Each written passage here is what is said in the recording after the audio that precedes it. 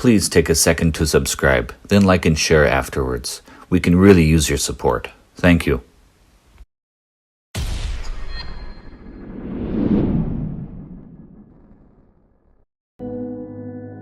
In our previous episode, we discovered the prophetic mystery that foretold the October 7 attacks before it happened in the Jubilee of Destruction. Now, in the book of Genesis, chapters 5 through 9, we see that the entire world faces judgment of a flood for its wickedness. It underscores God's authority over creation, but it also represents an impending onslaught. October 7 was the worst day in the history of the Jewish state, embodying the central dynamics prophesied in the end days, a resurrected Israel, and Israel at the center of global controversy, and a campaign that would seek to eradicate it. October 7 was saturated with end-time markers. This onslaught was designed to overwhelm all defenses, resistance, and hedges of protection. What many keep forgetting, the October 7 onslaught actually bore the name Flood, as the enemy called it the Al-Aqsa Flood. Why Al-Aqsa? Well, the name of course derives from the Al-Aqsa Mosque, which sits atop the southern end of the Temple Mount in Jerusalem. Hamas officially stated that the attacks were in the defense of the Al-Aqsa Mosque. Defense? From what?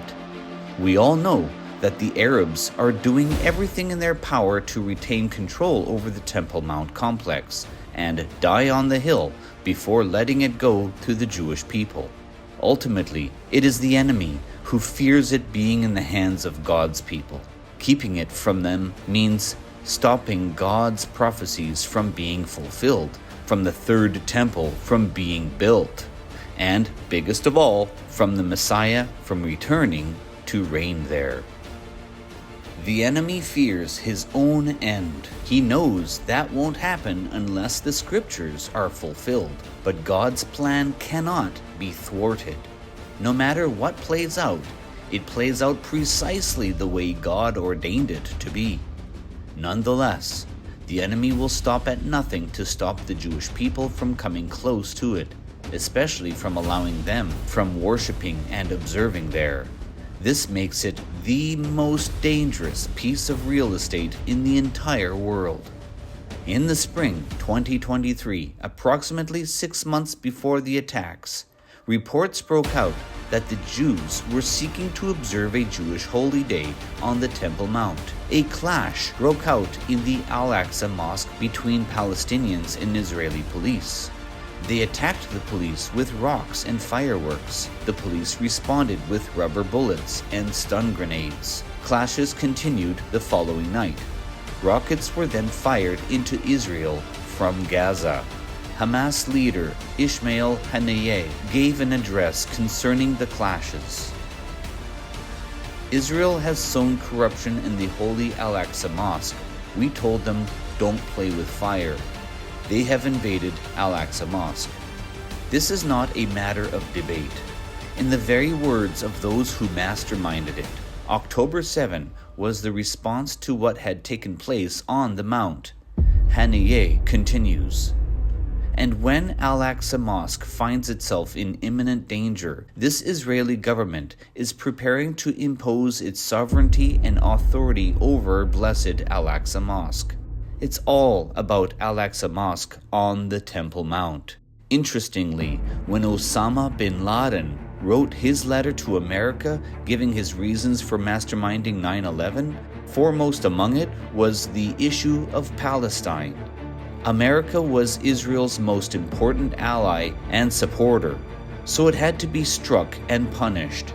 Bin Laden wrote, "With your help and under your protection, the Israelis are planning to destroy the Al-Aqsa Mosque." The rationale given for September 11th and that of October 7th both trace back to the same charge and the same fact that they each resulted in a deluge of death and destruction. So as Americans watched the Pentagon go up in flames and the World Trade Center go down in ruins, They had no idea that behind the national calamity lay an ancient ground and an ancient entity.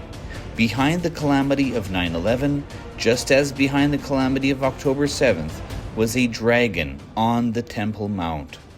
That brings us to all this talk about the Red Heifers. An official spokesperson for the Al-Aqsa Brigades, the military wing of Hamas, issued a statement that officially attributes this day of calamity to the Red Heifers.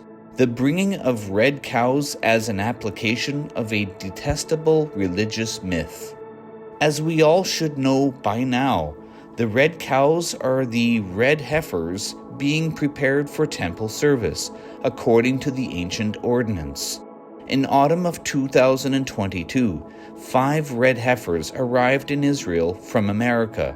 This caused the satanic rampage of October 7, 1 year later, which makes perfect sense when realizing this is to be used for the ritual cleansing with the use of their blood, an advancing of prophetic fulfillment that implies the rebuilding of the Holy Temple, and which the enemy rages against.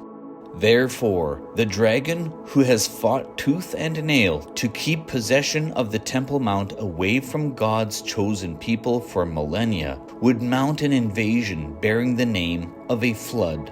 On that day, a flood of fury poured down from the mount and onto the people of Israel from the mouth of the dragon. So now, Revelation 12:15 becomes much more clear. Then from his mouth the serpent spewed water like a river to overtake the woman and sweep her away with the torrent.